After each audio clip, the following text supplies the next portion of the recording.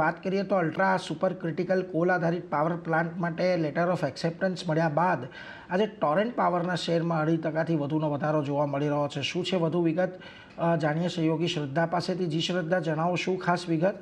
જે ટોરેન્ટ પાવરમાં કંપનીને મધ્યપ્રદેશમાં 1600 megawatt coal base thermal power માટે MP power management company limited પાસેથી લેટર ઓફ અવોર્ડ મળ્યો છે.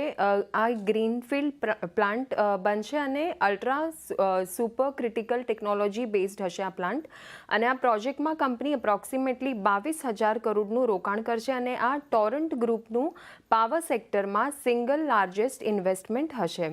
આ પ્લાન્ટ લગભગ 72 મહિનાની અંદર કમિશન એટલે કે શરૂ થવાની સંભાવના છે અને આ પ્રોજેક્ટના કન્સ્ટ્રક્શન દરમિયાન 8,000થી લઈને 10,000 જેટલી જોબ્સ જનરેટ થતી જોવા મળશે, એટલે કે નવો રોજગાર.